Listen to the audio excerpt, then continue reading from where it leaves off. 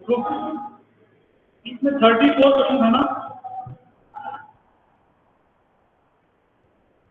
बोलो बेटा। तो इसके काम करो, आंसर तुमको नहीं दिए थे ना?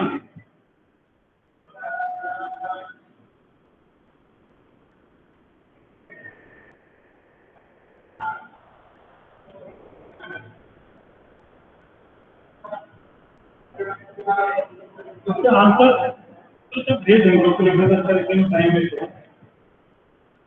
आप उन 34 क्वेश्चन में इसको डाउट पूछना है, पूछ सकते हो।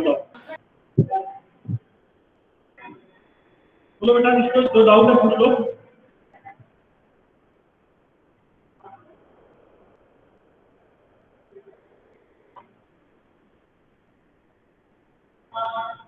बोलो बच्चे लोग डाउट। हाँ बेटा, आंसर हम भेज देंगे उसके भी, आज ही भेज देंगे आंसर। क्लास के बाद, इनफैक्ट 9th क्लास के बाद भेज देंगे आप। शीट एक बार हम फॉरवर्ड कर लेंगे।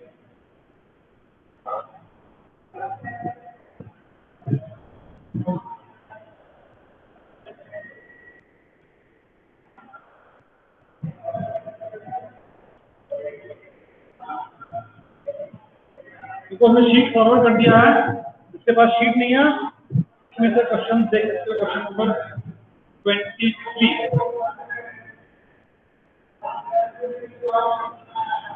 23 अभी कराएंगे बेटा, ये भी नहीं कराया है।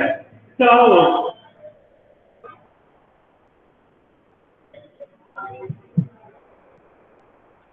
ये तो क्वेश्चन डिस्कस करेंगे। चलाओ चलाओ, कोई डाउट है? 23 के फर्स्ट सेकंड दोनों कराएंगे, ठीक है? क्वेश्चन को डिस्कस करेंगे।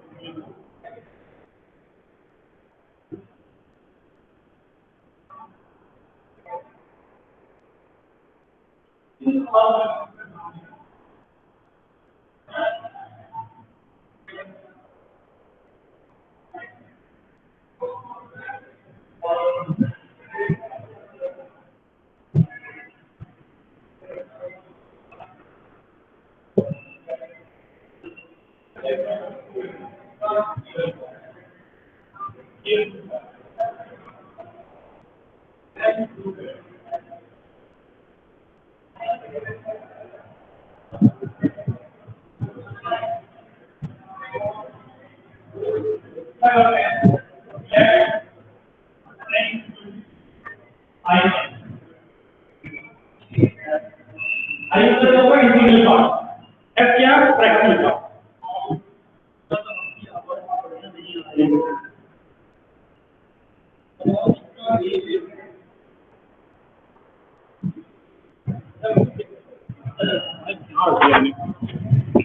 अभी सही आ रही है आवाज?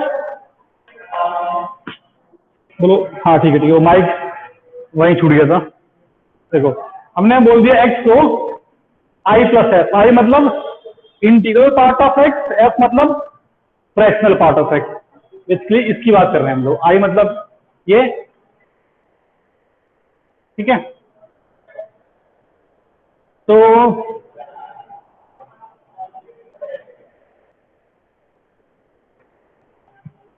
लेफ्ट हैंड साइड से शुरुआत कर लो। एक्स की वैल्यू डाल दो यहाँ पे आई प्लस एफ।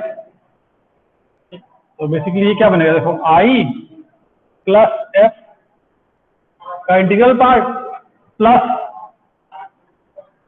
एक्स का मतलब है आई प्लस एफ प्लस हाफ, ये होगा। तो ये तो सिर्फ आई बनेगा। ये तो ऑलरेडी बेसिकली लिखे ही हुए है ना, सिर्फ ये लिखा है इंटीग्रल पार्ट ऑफ एक्स, ठीक है? तो आई बाहर आ जाएगा, इंटीजर है, और plus integral part of fraction plus I इसमें भी बाहर आ जाएगा। क्या बचेगा? प्लस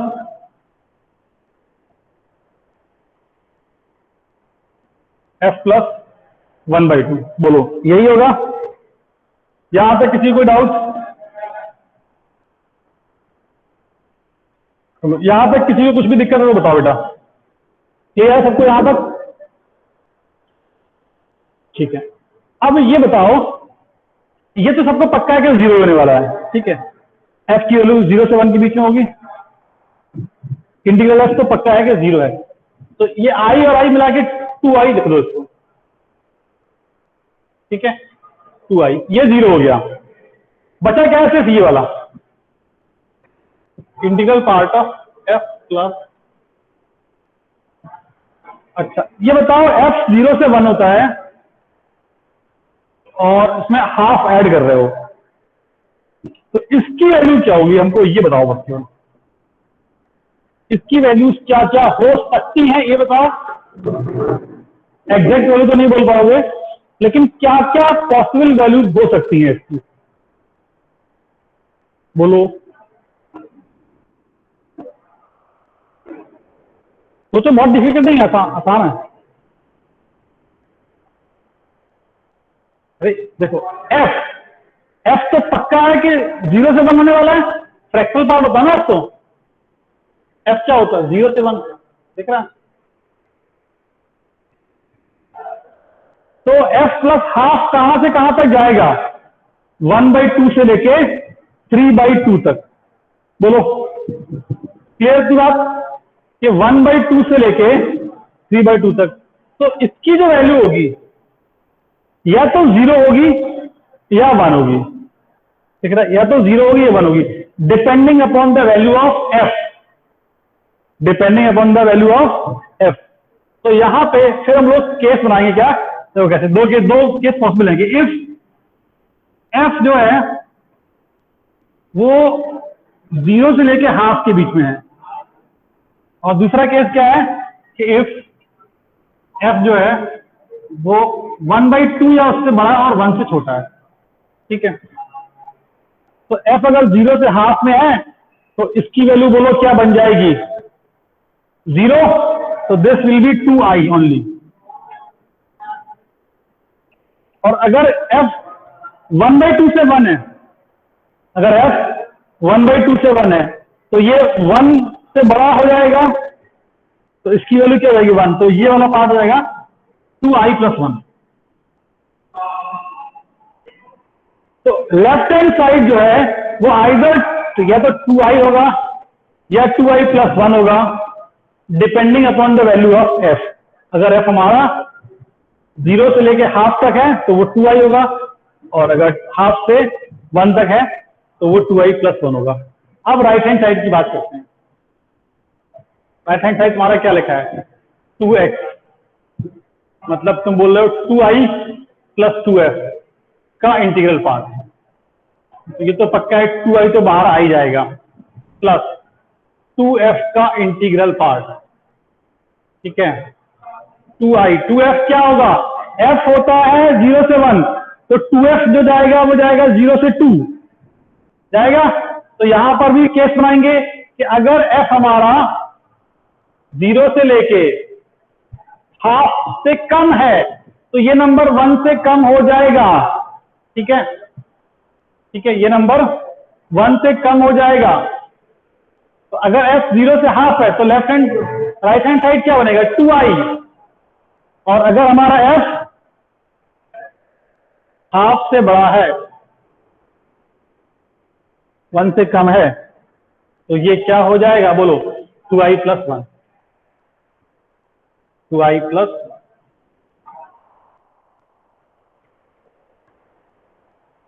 देख लो,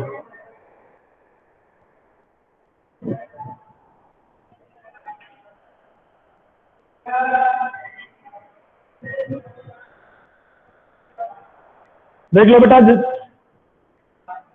सबको समझ में आना चाहिए ये इंटीग्रल पार्ट वाला, ये थोड़ा सा मतलब इसमें शुरुआत में दिक्कत रहती है, थोड़ा सा कॉम लगेगा, डिफिकल्ट है, और कुछ नहीं, पूछ लो आराम से, अगर किसी को नहीं समझाया तो, हाँ ठीक है।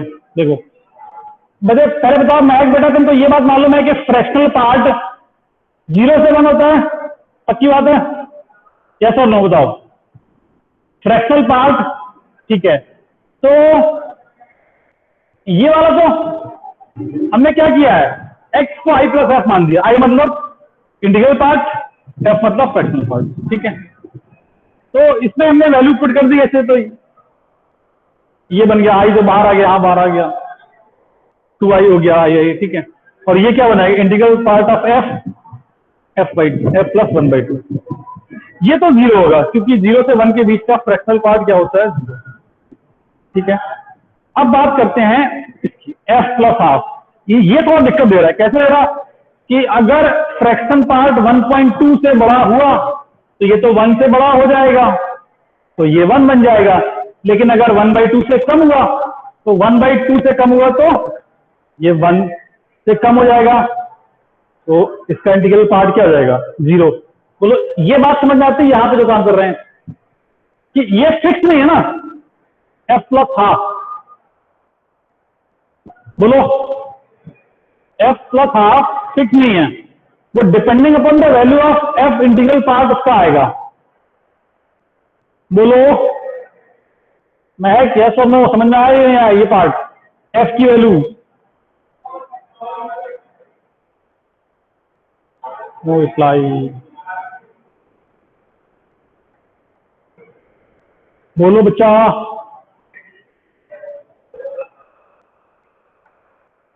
ठीक है। बस वही हमने दो के सुना दिया कि अगर एफ 0 से हाफ है तो हाफ से कम बेसिकली है, तो हाफ से कम मतलब ये हाफ जब होगा तब ये 1 होगा, तो जब ये 1 से कम है तो इसका इंटीग्रल पार्ट क्या हो जाएगा, 0। तो इसका इंटीग्रल पार्ट 0 मतलब ये 0, तो सिर्फ 2i बचेगा। लेकिन कब, अगर एफ हाफ से कम है, और अगर एफ हाफ से बड़ा है, मतलब 1/2 से बड़ा है और 1 से तो छोटा हो गया, ऑब्वियस सी बात है, तो ये वैल्यू कहां से कहां जाएगी, 1 से लेके 3/2 तक। तो उस केस में फ्रैक्शनल ये इसका आंसर क्या होगा, 1। तो ये बन जाएगा 2i प्लस 1। ऐसे ही हमने राइट हैंड साइड में किया, x की वैल्यू डाल दी i प्लस एफ, तो ये 2i प्लस 2x, 2i तो इंटीजर है, 2i बाहर आ गया, 2i बाहर आ गया, 2f, f 0 से 1 होता है, तो 2f 2 से मल्टीप्लाई करोगे तो 0 से 2 जाएगा। अब 0 से 2 में हमको दिख रहा है कि जब f 0 से हाफ है तो इसकी वैल्यू क्या होगी बताओ, 1 से कम, बेसिकली वो 0 से 1 होगा। देख लो 2f, f अगर 0 से हाफ है तो ये 0 से 1 होगा, तो इसकी वैल्यू क्या हो जाएगी, 0। तो ये सिर्फ क्या बचेगा, 2i। और अगर f 1/2 से 1 है तो ये क्या हो जाएगा, 1 से 2, लेस देन 2 और ग्रेटर देन इक्वल टू 1। तो उस केस में यहाँ पे क्या हो जाएगा, 2i प्लस 1, वही चीज है। तो जो लेफ्ट हैंड साइड है वो भी अगर फ्रैक्शन पार्ट 0 से हाफ है तो 2i हो रहा, राइट हैंड साइड भी। और अगर f हमारा हाफ से 1 है, f अगर हाफ से 1 है तो ये भी 2i प्लस 1 हो रहा, और राइट हैंड साइड भी 2i प्लस 1 हो रहा है।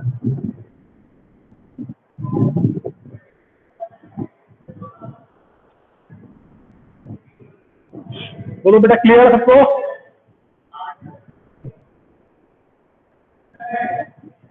ठीक है। अच्छा अब इसी तरह तुम लोग उसका नेक्स्ट वाला क्वेश्चन करो जो 3 वाला है, तुम लोग अपने पास से इसको ट्राई करो।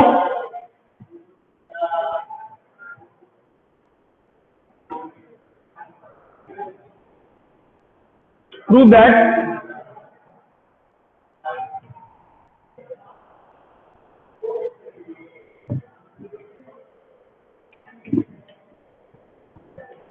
तुमको इसको ट्राई करना, लॉजिक सेम रहेगा, बस वहां पे केसेस ज्यादा बनेंगे। केसेस वहां पे 3 बनेंगे, यहाँ पे 2 बने थे, वहां पे 3 केस बनेंगे।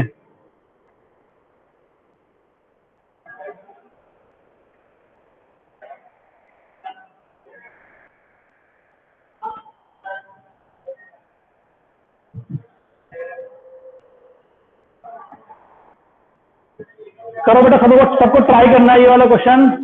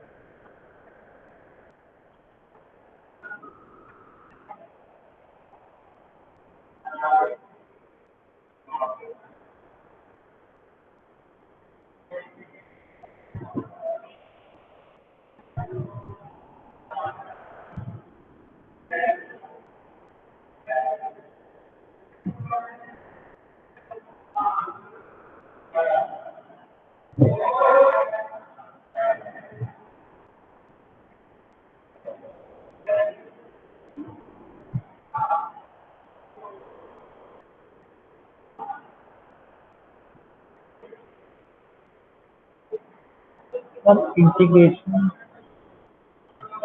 इंटीग्रेशन क्लियर नहीं है। इंटीग्रेशन तो बेटा पढ़ाया भी नहीं हमने।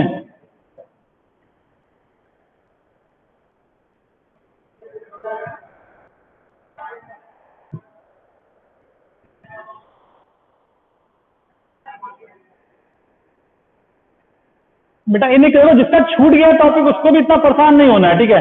अभी जो करंट टॉपिक चल रहा है उस पर तुमको ध्यान देना है। जितना चीज छूटा है उसको एक्स्ट्रा में बुलाई कराया जाएगा सबको। हम वेट कर रहे हैं, जैसे ऑफलाइन खुलेगा तो आराम से सब लोगों के साथ हो जाएगा आराम से, ठीक है। अगर ज्यादा लेट होगा ऑफलाइन में, अगर 15 तारीख तक नहीं खुला तो हम लोग ऑनलाइन में इसको फिर दोबारा से कंप्लीट कर लेंगे, उसकी एक्स्ट्रा क्लास लगाई जाएगी।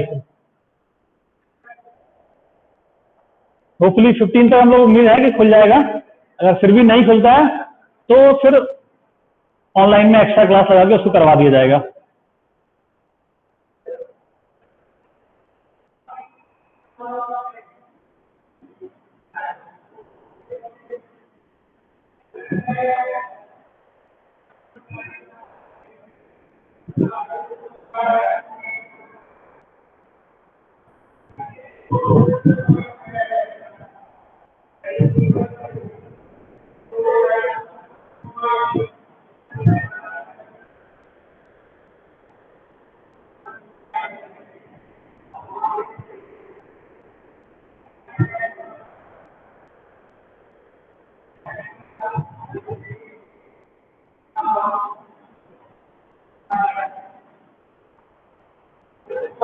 सॉल्व हो गया।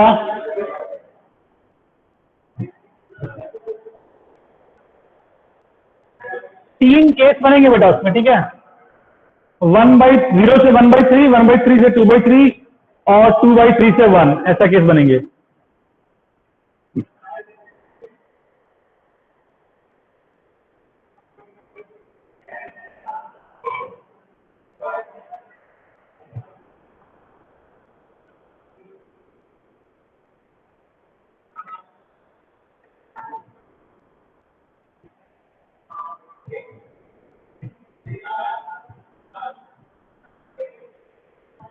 ठीक है, तो इससे हम लोग एक और प्रॉपर्टी बनाएंगे उसकी।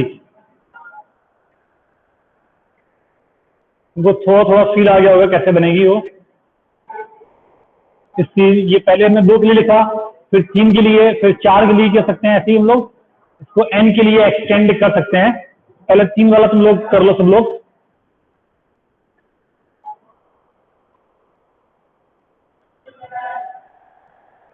3i 3i+1 3i+2 यही बनेगा और क्या।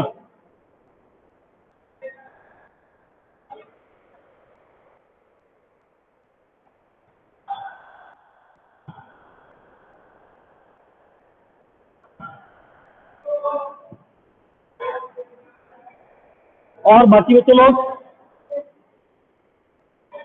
किसी से नहीं हो गया अभी तक? अब तक वैसे हो जाना चाहिए था। हाँ ठीक है, बनेगा यही। तो 3 मतलब तुमको दोनों साइड में दिखाना है कि हाँ वही बन रहा है। ओके ठीक है, चलो अब एक बार वो कर देते हैं हम सॉल्व। यहाँ पर तो ठीक है, कोई दिक्कत नहीं है, वो i+f रहेगा, ठीक है। लेफ्ट हैंड साइड में क्या लिखेंगे बताओ?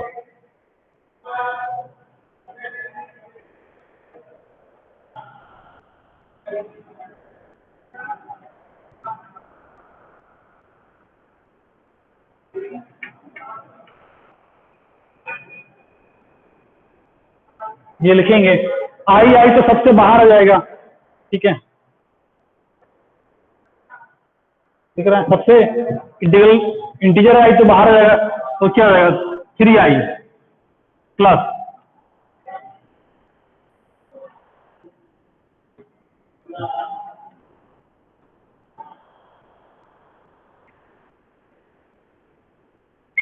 ये बनेगा, ठीक है। ये तो पक्का मालूम है कि 0 ही होने वाला है। फ्रैक्शन पार्ट कुछ भी हो 0 से 1 होता है तो ये 0 हो जाएगा। दो ब्रैकेट इसका भी तुरंत कमेंट नहीं कर सकते, वो ये दोनों बचेंगे। इसके लिए केस बनाएंगे क्या, ये दिख रहा है कि ये वैल्यू कब चेंज करेगा बताओ। अच्छा, कि जब जब f की वैल्यू 2/3 होगी तो ये हो जाएगा 1, 2/3 से कम है तो ये हो जाएगा 0। ये वाली वैल्यू जब f 1/3 है तो ये होगा 1, और 1/3 से छोटा है तो ये होगा 0। तो जो वैल्यूज चेंज हो रही हैं वो यहाँ पे f 0 से शुरू होकर अगर 1/3 से कम है, पहला केस अगर f 1/3 से स्टार्ट होके 2/3 से कम है, और लास्ट केस अगर f 2/3 से स्टार्ट होके, यही करेंगे क्योंकि f की वैल्यू क्लियरली 0 से 1 तक होती है, उसको 3 पार्ट में हमने डिवाइड कर दिया। क्यों? क्योंकि हर एक पार्ट में यहां पर डिफरेंट वैल्यूज मिल रही हैं।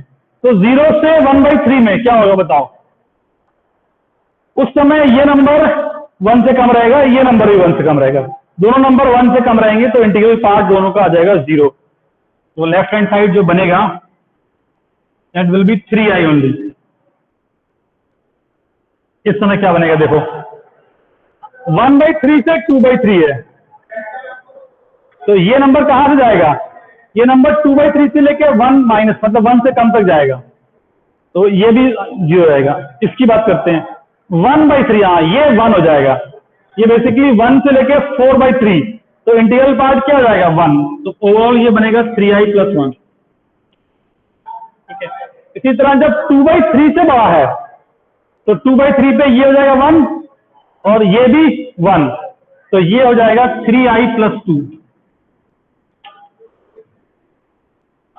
तो लेफ्ट हैंड साइड 3i है, 3i + 1 है और 3i + 2 है depending upon the value of f। तो जब f 0 से 1/3 है तो ये बन रहा है।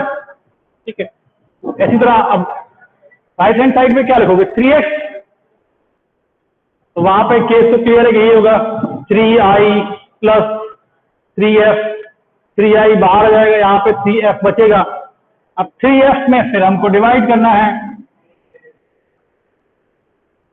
यही 3 केस में फिर से इसको डिवाइड कर देंगे। देख लो कि जब f हमारा जब f 0 से 1/3 है, जब f 1/3 से स्टार्ट करके 2/3 से कम है, और जब f 2/3 से स्टार्ट करके 1 से कम, तो ऑलवेज होगा। तो देख लो जब f 0 से 1/3 है तो 3f कहां से कहां होगा, 0 से 1, 3f 3 से मल्टीप्लाई कर दो तो 3f होगा 0 से 1, 0 से 1 का इंटीग्रल पार्ट क्या होगा 0, तो ये बन जाएगा 3i। इसी तरह इसमें लिखोगे तो 1 से 2, 3 से मल्टीप्लाई करोगे 3f क्या बनेगा 1 से 2, तो 1 से 2 का इंटीग्रल पार्ट क्या होगा 1, तो ये बनेगा 3i + 1। ठीक है, यहां पर डालोगे तो ये 3f की वैल्यू 2 से 3 आएगा, स्टार्टिंग फ्रॉम 2 लेस देन 3, तो ये बन जाएगा 3i + 2। बस हो गया प्रूफ। ठीक है, जब f 0 से 1/3 है तो राइट हैंड साइड 3i है, लेफ्ट हैंड साइड भी 3i है। इसी तरह बाकी दोनों केस में भी। ठीक है, ओके, तो यहां पे एक प्रॉपर्टी लिख रहे हैं, इसको तुमको याद रखना है। देखो तुमसे ध्यान रखना है, तुम्हारा एग्जाम जो जेई का होने वाला है वो ऑब्जेक्टिव एग्जाम होगा, ये तुमको याद रखना है दिमाग में। ठीक है, हम लोग पढ़ेंगे बहुत सारी चीजें, लेकिन उसमें से तुमको बहुत सारी चीजें याद करनी पड़ेंगी अगर एग्जाम में अच्छी रैंक लानी तो, क्योंकि एग्जाम में अपने पास एक लिमिटेशन होता है, वो होता है टाइम बाउंडेशन का। ठीक है, तो हमको बहुत सारे क्वेश्चन के इनफेक्ट आंसर भी याद करना पड़ेगा, मतलब बहुत बेसिक क्वेश्चन हैं जिनका तुमको एज अ प्रॉपर्टी उसको याद कर लेना है, क्योंकि अगर एग्जाम में उतना टाइम लगाएंगे तो फिर हम लोग क्वेश्चन पेपर नहीं कर पाएंगे ढंग से। ठीक है, तो इसी को हम लोग एक्सटेंड करके सिंपल सा हम एक प्रॉपर्टी लिख रहे हैं जिसको हम लोग एज सच याद रखेंगे और उसको यूज भी करेंगे प्रॉपर्टी को। वो प्रॉपर्टी की तरह वर्क करेगा। देखो क्या, x + integral x plus integral x plus 1/n, ठीक है, plus integral x plus 2/n plus integral x plus 3/n। देखो ऐसे चलते जा रहे हैं n माइनस 1/n तक।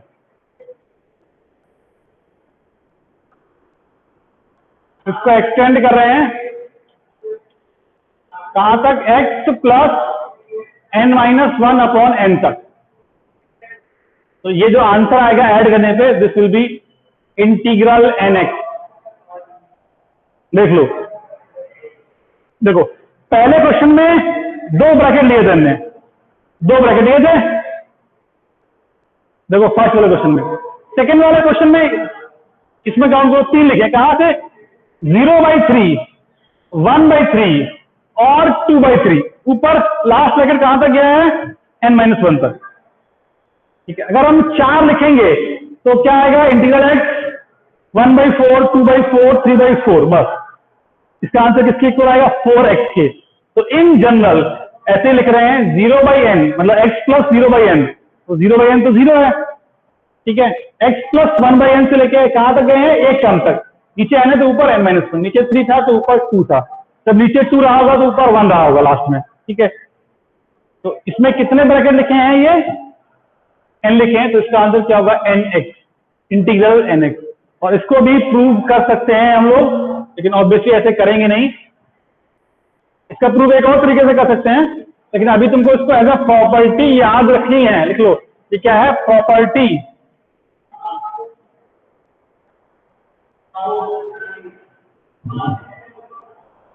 हम लोग बड़े क्वेश्चंस में डायरेक्टली इसको यूज करेंगे, ऑब्जेक्टिव में तो बिल्कुल यूज कर सकते हैं आराम से।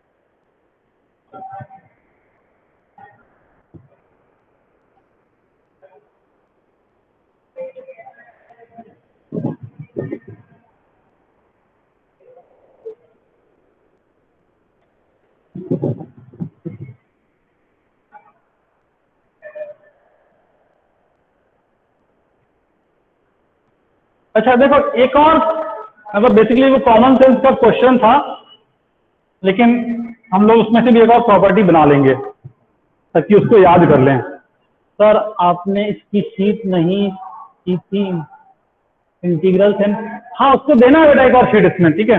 वो आज आंसर और शीट दोनों डालेंगे इसमें, कलम थे नहीं आप इसलिए, ठीक है। ओके, ये हो गया है। अच्छा, इसका आंसर करो सब लोग, बहुत सिंपल सा क्वेश्चन पूछ रहे हैं हम।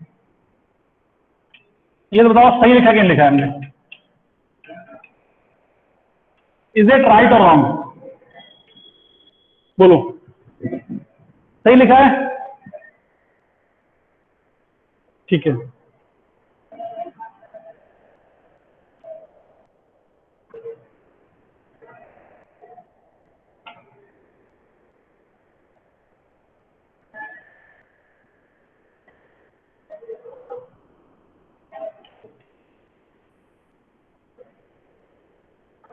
तो ये भी सही लिखा है,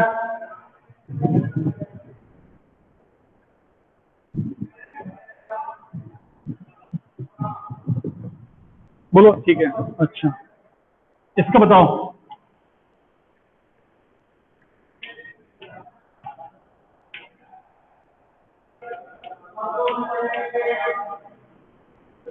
ये सही लिखा है, नहीं लिखा है, ठीक है। ओके, ठीक है। तो अगर हमको कुछ ऐसे बोलना है, अगर हम ये क्लेम करना चाहते हैं कि ये हमेशा ट्रू कब होगा, मतलब कुछ ऐसा बताओगे, अगर हम ऐसे बोले कि integral x plus y, integral of x plus y, ये इसके इक्वल होगा, मतलब बिल्कुल गारंटीड,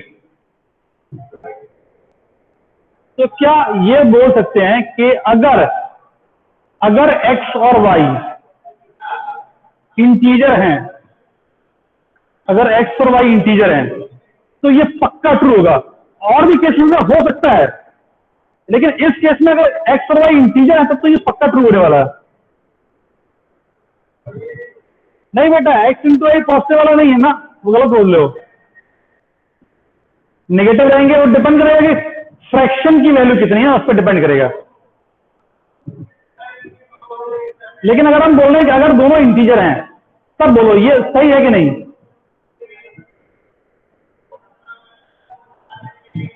तो ये गारंटी सही होगा अगर x और y इंटीजर हैं। मतलब और भी केसेस में हो सकता है, उसकी बात नहीं कर रहे हैं, लेकिन हाँ इस केस में ये पक्की बात है कि ये ट्रू होना ही होना है अगर x और y इंटीजर है। तो हम लोग ऐसे बोल सकते हैं, देखो क्या ये एक जनरल रिजल्ट हो सकते हैं क्या कि if x1 x2 x3 xn are integer, ठीक है। अगर ये इंटीजर है तो ये बोल सकते हैं हम लोग x1 plus x2 plus xn, this will be equal to x1 plus x2 plus x3 plus xn। ये बात पक्की है। अगर तुमको याद है, जितने लोग थे शुरुआत में,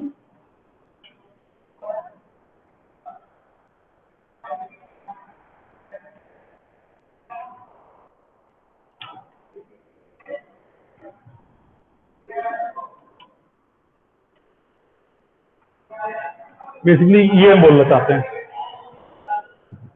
देखो अब नीचे वाला थोड़ा तुमको अगर किसी ने नहीं देखा तो इसको इग्नोर कर देना, बाद में दोबारा कई बार पढ़ेंगे ये सब चीजें। नीचे वाला अगर तुमको देखने में किसी को डिफिकल्ट लग रहा है तो इग्नोर करो उसको, ठीक है। जिसमें पावर जब सिग्मा की हमने बात की थी तो ऊपर वाला देखो क्या लिखा है, सिग्मा का integral part is equal to integral part का सिग्मा, मतलब इंटीग्रल पार्ट का सिग्मा, ठीक है। हाँ ये इक्वल होंगे अगर वेरिएबल्स जो लिखे हैं वो इंटीजर हैं, ठीक है। ये याद रखना है।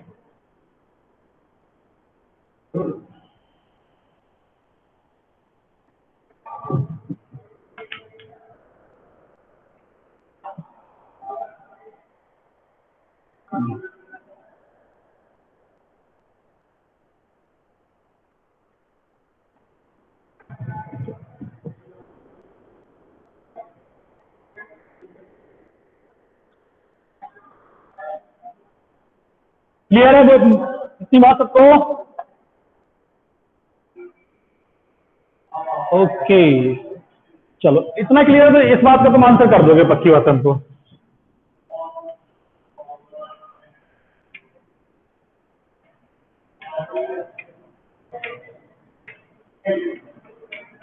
ये बताओ कब ट्रू होगा? Integral x plus y equal to x plus y, ये कब ट्रू होगा? बोलो।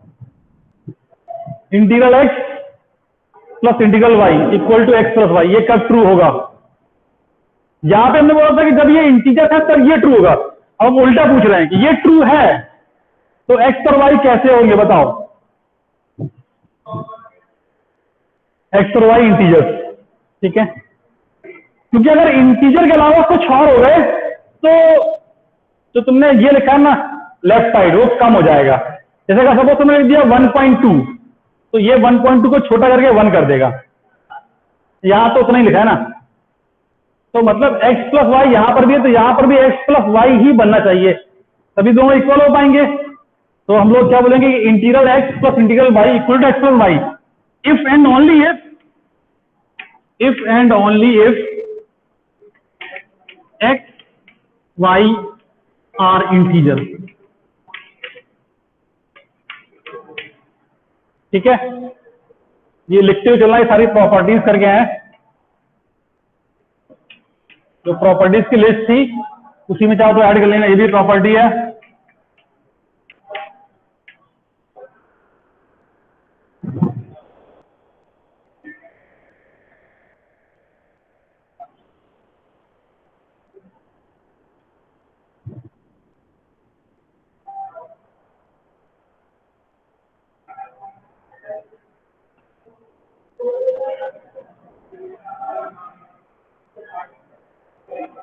तो फिर आई थिंक ये भी इसका एक जनरल वर्जन ये बोल सकते हैं क्या कि integral x1 if integral x1 plus integral x2 plus integral x3 plus dot dot dot integral xn equal to x1 plus x2 plus x3 plus xn।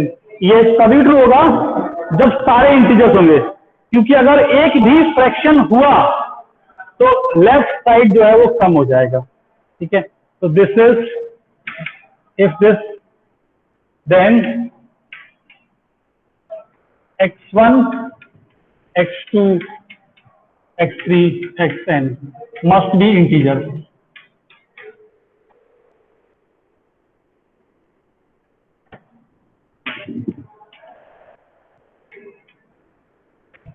देख लो बेटा, आराम से समझ लो, जिसको कहीं पर भी दिक्कत है तो पूछ लो तुरंत।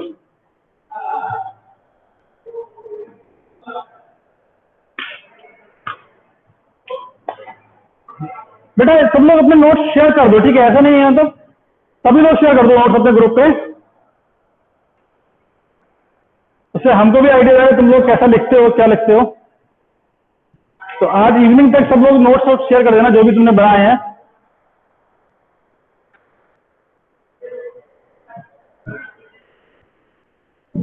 ठीक है, सब लोग बेटा नोट्स शेयर कर देना इवनिंग तक, ठीक है। बेटा ऑफलाइन तुम लोगों को बुलाएंगे, मतलब अभी कॉपी चेक करने के लिए बुलाया जा रहा सबको, तो तुम्हारा हम ऑनलाइन ही चेक कर लेंगे सबका। बोलो ये ऊपर वाली प्रॉपर्टी में किसी को कुछ डाउट तो नहीं है ना? वो फ्लिक समझ में आ गया होगा कि अगर एक भी फ्रैक्शन हुआ तो ये वाला पार्ट कम हो जाएगा। ठीक है, क्योंकि फ्रैक्शन जैसे ही हुआ इंटीग्रल पार्ट क्या करेगा, उसको क्या कर देगा, तो इक्वल होने का मतलब क्या है कि सारे इंटीजर्स हैं वो। अब देखो ये देखने में अच्छा लग रहा है प्रॉपर्टी, ये बहुत ऑब्वियस है, लेकिन इसका क्वेश्चन जो आएगा वो एग्जाम में तुमसे बनेगा नहीं, तुमको लगेगा बहुत डिफिकल्ट क्वेश्चन है वो। चलो एक एग्जाम्पल लेते हैं इस क्वेश्चन का, क्योंकि तुमको ऐसा लिखा हुआ मिलेगा नहीं ना, वो सब यहाँ पे ऐड करके नंबर कंबाइन कर देगा, अब तुम्हारे लिए जानना थोड़ा मुश्किल हो जाएगा कि वो क्या लिखा है। तो एक एग्जाम्पल के थ्रू, इनफैक्ट तुम्हारी जो शीट में ये क्वेश्चन दिया उसी की बात कर लेते हैं। देखो क्वेश्चन नंबर 28, उसको लिख लो बेटा सब लोग। 28 एग्जाम्पल है करके लिख लो। इफ x 0 से 1000 एंड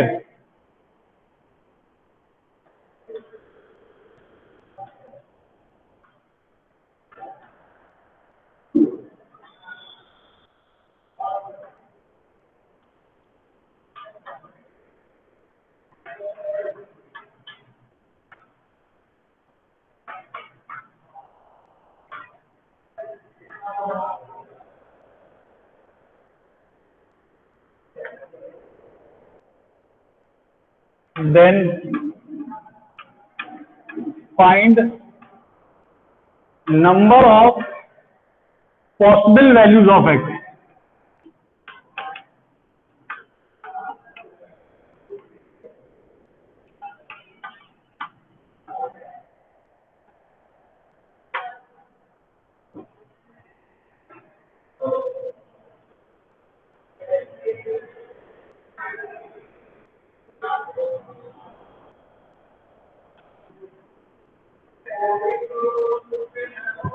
इसमें तुमको ये निकालना है कि 1 से 1000 के बीच में x है, तो कितनी x की ऐसी वैल्यू है जिसके लिए ये चीज ट्रू होने वाला है। तो अगर तुम ध्यान से देखोगे तो x/2 plus x/3 plus x/5, इसका एलसीएम ले लो, 30 बनेगा,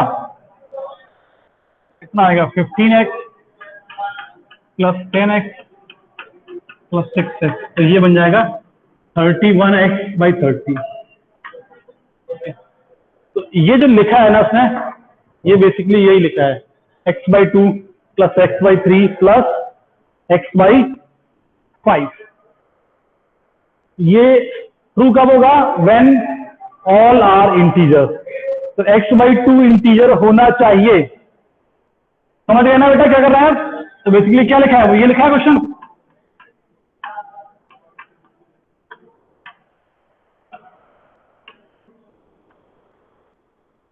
दिस इज इक्वल टू, यही लिखा है ना, x/2 plus x/3। This is true, ये ट्रू कब होगा? ठीक है, when x/2, x/3, x/5 all are integers।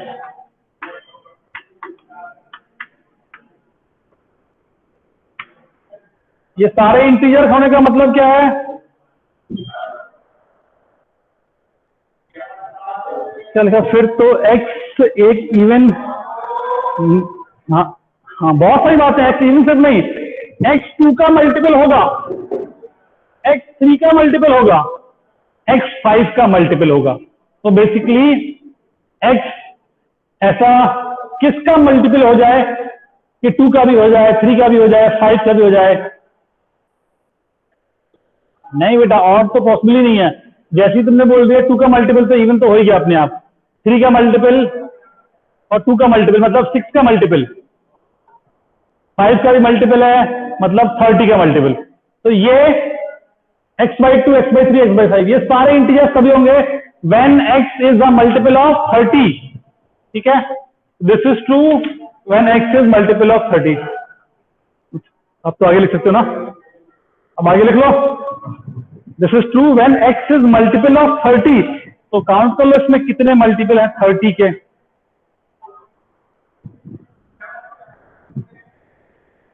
Divide कर दो 30 से, पहला तो बनेगा 30,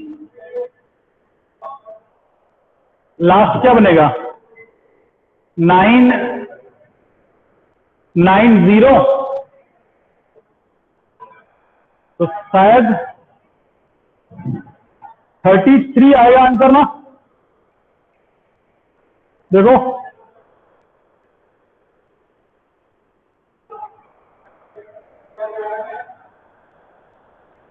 बोलो बेटा, आंसर 33 आ रहा है?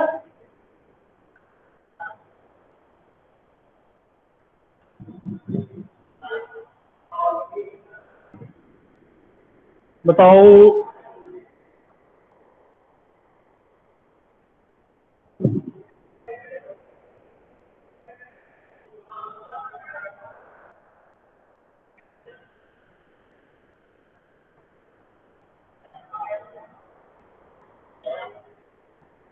बोलो बच्चों लोगों,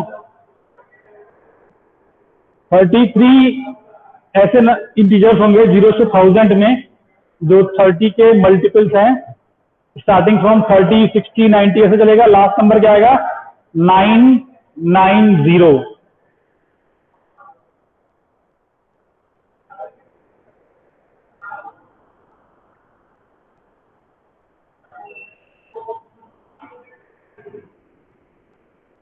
क्या हुआ, आवाज नहीं आ रही, नेटवर्क चला गया क्या आप लोगों का?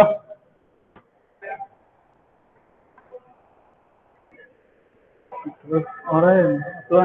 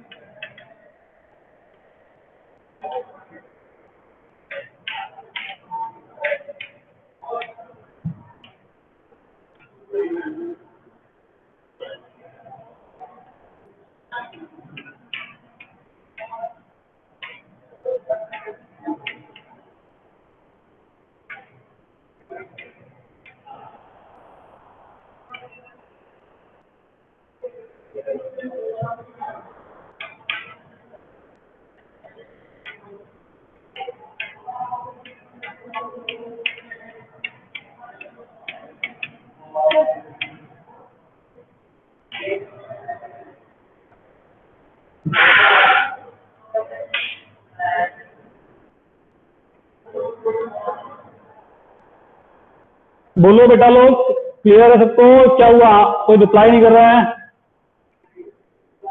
ओके ठीक है, अच्छा ठीक है चलो हो गया।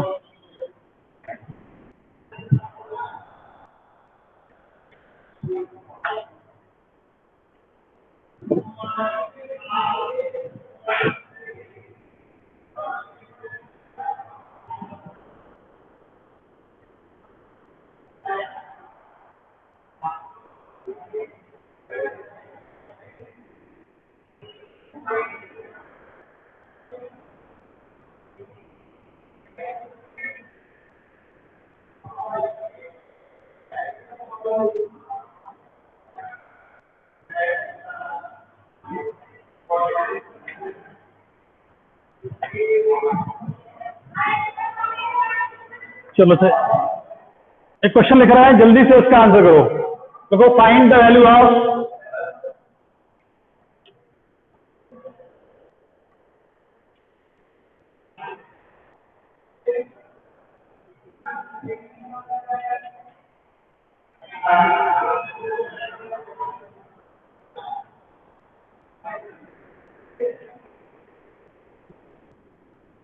चलो, फाइंड द वैल्यू ऑफ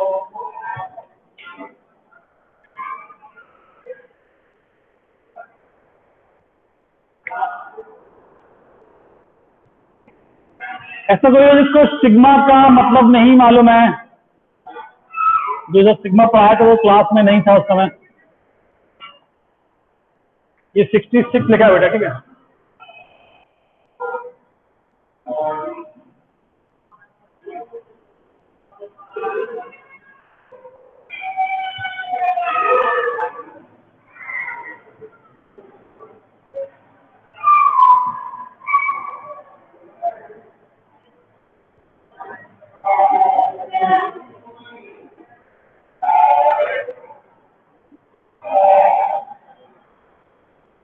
चलो, और कोई आंसर देखो।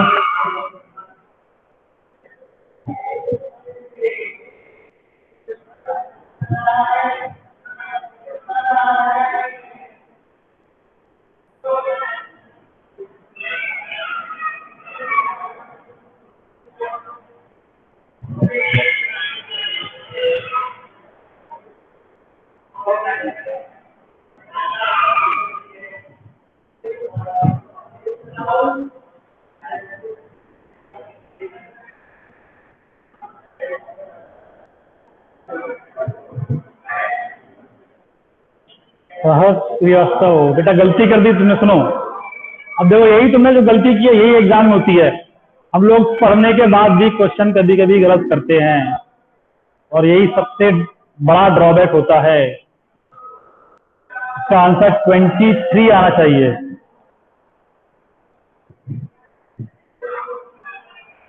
आंसर इसका 23 आएगा, ठीक है। और ये बहुत कॉमन मिस्टेक्स हैं।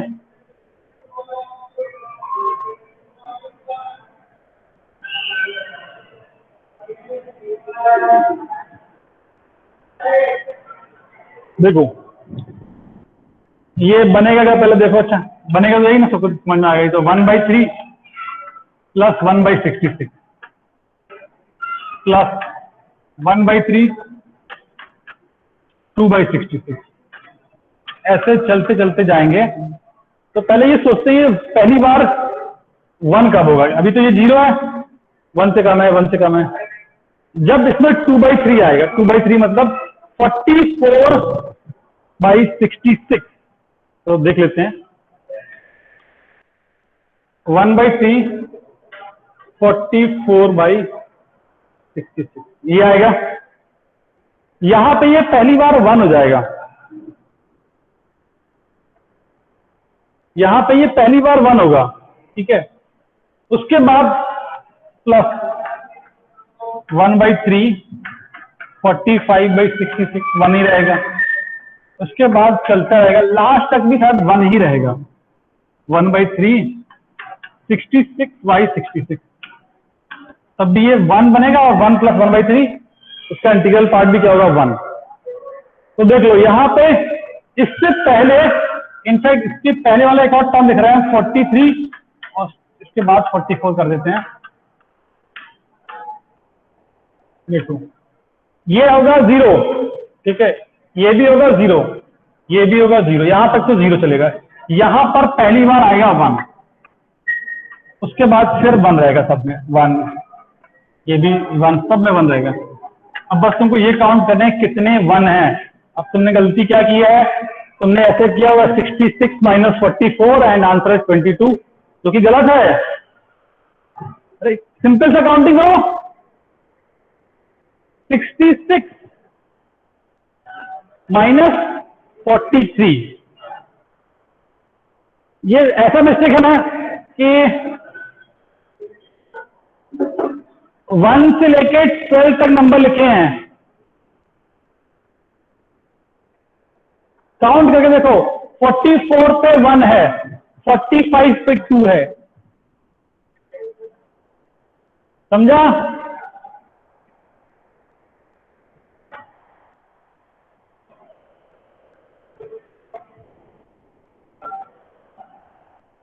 ये तुम ऐसी मिस्टेक कर रहे हो, हम बोले 8 से 12 तक कितने नंबर लिखे हैं, तो 8 से 12 तक 4 नंबर नहीं होते हैं, 5 नंबर होते हैं वो। 8, 9, 10, 11, 12 काउंट करके देखो। अगर तुम 12 माइनस 8 कर रहे हो तो एक्चुअली में तुम 8 को भी हटा रहे हो ना, ठीक है? तो ये बहुत कॉमन मिस्टेक है जो तुमको याद रखना है अपने दिमाग में आगे से, कि ऐसा नहीं करना है, ठीक है? तो इसका आंसर सिंपली क्या आएगा? This will B 23। ऐसा क्वेश्चन जेई में पूछा गया था एक बार, नंबर हो सकता थोड़ा अलग होगा, लेकिन सेम कंसेप्ट था, क्वेश्चन पूछा गया था जेई में। ऑब्वियसली ऑब्जेक्टिव में पूछा जाएगा, 4 ऑप्शन रहेंगे, तो 22 तो मस्ट रहेगा, ठीक है? इसमें हाईली गलती करने के दोनों चांस होते हैं, क्योंकि पहली नजर में देखता हाँ 22। हाँ बेटा, इसका नेक्स्ट क्लास में पूरा, अब देखो नेक्स्ट क्लास में हाँ क्या करने वाले हैं हम लोग, जितना भी पढ़ा ये मॉडुलस और इंटीग्रल पार्ट, फ्रैक्शनल पार्ट, इन सबको मिला के क्वेश्चन करेंगे।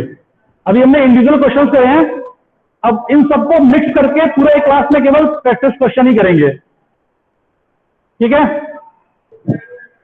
उसके बाद फिर हम लोग नया टॉपिक शुरू करेंगे, लॉगरिथमिक। तो किसी ने लगता है अपने क्लास 9, 10 में लॉग पढ़ा हो, या किसी ने नहीं पढ़ा हो सकता है, लेकिन फिर भी हम लोग सबको लेके चलेंगे। तो लॉग हम लोग इनिशियल से लेके कंप्लीट एंड तक पढ़ेंगे, ठीक है?